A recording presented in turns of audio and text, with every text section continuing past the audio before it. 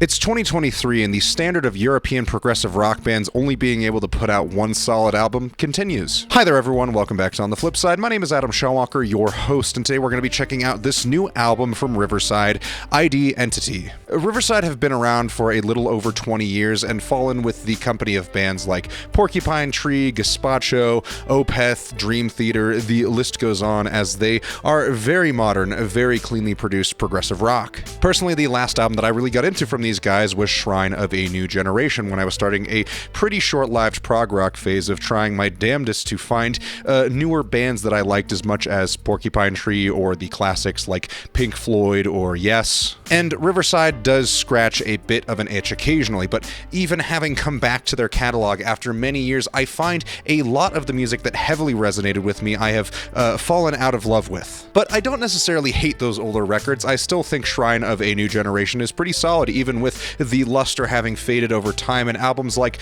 Rapid Eye Movement or Second Life Syndrome are still pretty good. The thing that Riverside did that I disliked a lot of the time was trying to bridge that gap between classic and modern rock a little too awkwardly, with synth parts that felt a bit out of place and a deceptively grand sense of scale for tracks that never seemed to follow up on the ambition of their writing. And in the time since I've come back to check out what this band has been up to, it seems that they have really only shifted further onto that aspect that I frankly just do not like, not one bit. And it's to the point that the main driving song structure on the opening track, Friend or Foe, sounds like a synthwave track, and not like a good synthwave band either, but like a gunship track or something. It's incredibly tacky paired with the very light, floaty vocals that are solid but never feel like they are actually adding much to the song, and with the really mediocre lyricism actively feel like they are detracting from what is good here. That being some of the bass work, which is produced decently enough and is pretty chunky in a nice way, but everything else, even the guitar, is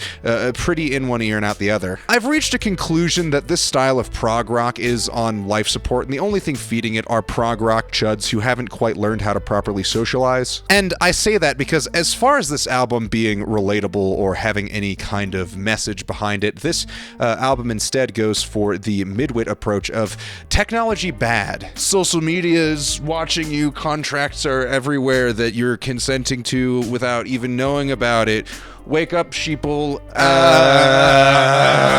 It's incredibly tired, and while I sympathize with these sentiments, I firmly do not believe there is a good way to translate this into good music. It just comes across as being so very full of itself. I remember meeting some guy at a party years and years ago, and I was kind of drunk and kind of twisted on God knows what, but I remember I was wearing a patch vest, like one of those battle vests that you had to like hand sew all of your band patches on and stuff. I thought it was cool at the time, but anyway, the point is, he saw me as the resident music guy at the party, which seemed all fine and dandy until he would not shut the hell up about prog rock. He was also visibly a furry and wouldn't shut up about that either, so maybe something about correlation and causation, I don't know, but the point is, the album seems like it is absolutely geared towards that kind of incredibly insufferable individual who decides mid-party to put British comedy on the TV while people are trying to get so fucked up that they become immobile. This is getting more and more specific because this happened. Anyway, Landmine Blast, as a follow-up, has a very similar issue to Friend or Foe. In fact, every song up to Post-Truth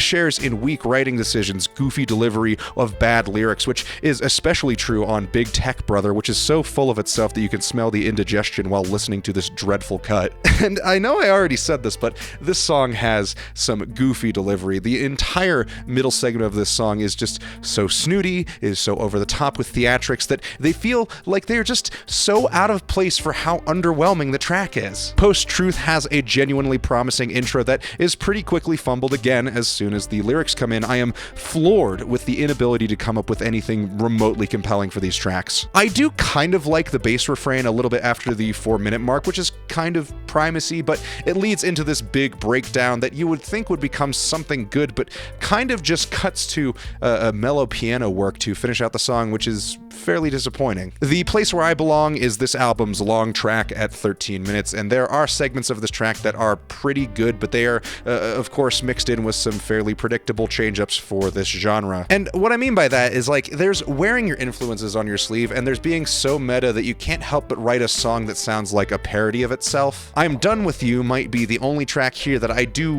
like. It is definitely way more baroque and over the top than I would usually like, but as far as the other stuff on this album has been, this is actually okay in comparison. It's decent. I still am not a fan of the lyrics, but by golly, it sounds like they are actually trying on this track. The last track, Self-Aware, sounds like an attempt at writing a Rush track, but nowhere near as charming or well thought out. It's like Xanadu, but they decided to remove anything resembling a personality. Anyway, there is a disc 2 on the deluxe version of this album, but I'm not gonna listen to it. I cannot bring myself to endure any more of these songs. Yeah, man, ID.Entity is a big stinker, and I think it is a pretty firm 3.